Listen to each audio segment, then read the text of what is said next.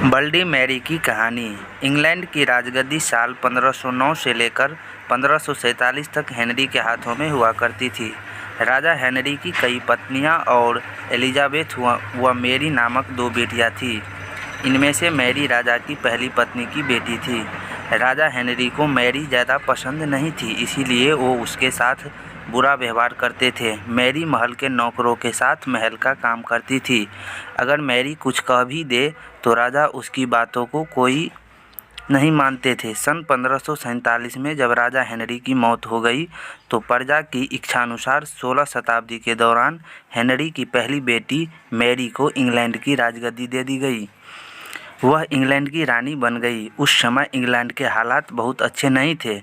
England Catholic और Protestant इन दो धर्मों के बीच में बंट गया था। उस समय दोनों धर्मों के लोगों के बीच जंग छिड़ी हुई थी। रानी मैरी चाहती थी कि पूरे इंग्लैंड में सिर्फ एक ही धर्म हो, लेकिन लोगों ने उसकी यह बात मानने से साफ इनकार कर दिया। इससे नाराज होकर रानी ने उसकी बात न मानने वाले लोगों को मौत की सज़ा दे दी थी। वह ऐसे लोगों को जिंदा भी जला देती थी।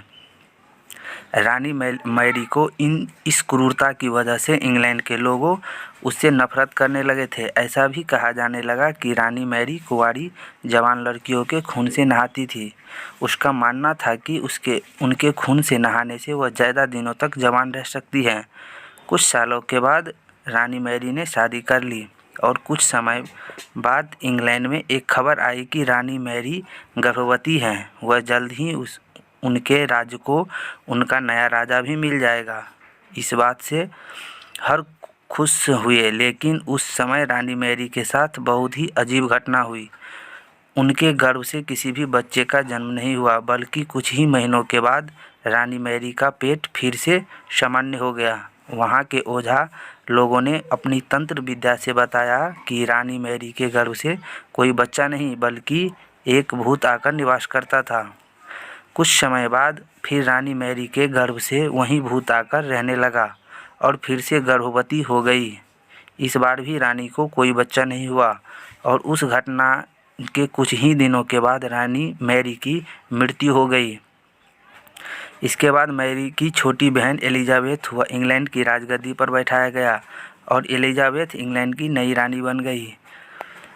रानी मैरी की क्रूरता की वजह से इंग्लैंड को लोग उसे एक निर्दयी औरत मानते थे। वहीं जब उसके गर्भ के बच्चे की जगह एक भूत निवास होने लगा तो लोगों ने उसे शापित भी करार कर दिया। इसी वजह से लोगों ने ब्लडी मैरी का नाम